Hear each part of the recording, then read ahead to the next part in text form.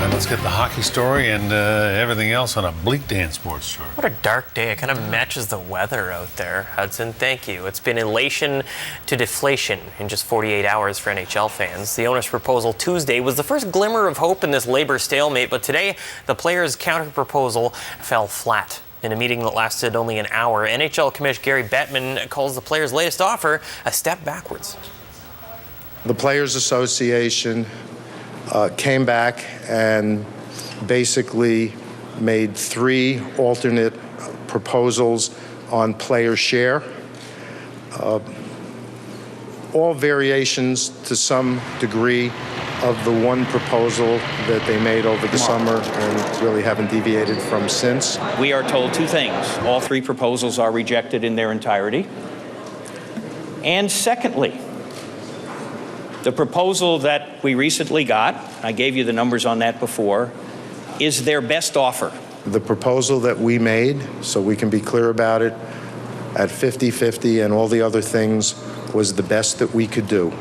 Players haven't released the specifics of these proposals. Bettman says for an 82-game schedule, a deal must be struck by October 25th. Canada is just 1 win away from gold at the America's Rugby Championship, but standing in their way is a giant of the global game. Argentina is the opposition for Saturday's final, and after both teams posted 2-0 records in qualifiers, Canada will have to tap into some inspired rugby and play off a boisterous home crowd. We're not really worried about who's favourite or who's not favourite. You know, we just got to concentrate on what we can do and how we can go through our processes and, you know, hopefully get the result we want. So that's the way we're preparing. We're not looking at it in any other way. The crowd's been fantastic. It's been so loud. Like, we make any good decision or good play, the place erupts, and I think it's helped us and helps our team just get motivated. And if we make a mistake and then something happens, the crowd cheers and brings us back up on top of our game, so they've helped us out a lot. Tickets, as you might expect, are getting scarce. Kickoff is set for 7:30 Saturday night at West Hill Stadium. In the wake of Canada's embarrassing 8-1 loss to Honduras in World Cup qualifying, men's national team coach Stephen Hart has resigned. It was the worst defeat since Mexico drilled Canada 8-0 in 1993. Hart held the position since 2009. Some must-see hockey happens in just over an hour's time as the Victoria Royals host the Beasts of the WHL East.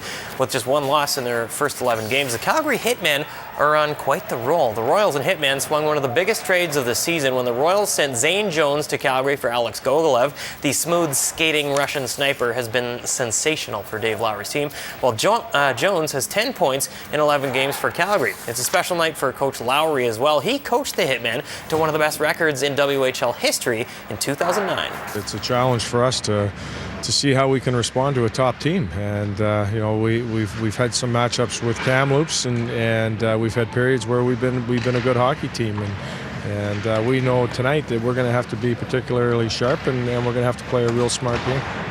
Yeah, Calgary, it's a good team, top team in WHL. The whole team is my friends. Yeah. To the game, no friends. Well said, young man. Game time is 7:05 at Save-On Foods Memorial Center. Finally, in case you missed that Canada-Honduras soccer game, the Yankees and Tigers decided to replay it tonight. The Tigers walloped the Yanks 8-1. Yanks never led in the entire series. It didn't take long for the NHL to decide they wanted nothing to do with the players' latest proposals. The two sides met for just 1 hour today, and afterward, Commissioner Gary Bettman called the whole exercise a step backward. October 25th is now the unofficial deadline for inking a deal in order to begin play by November 2nd. No further talks have been planned.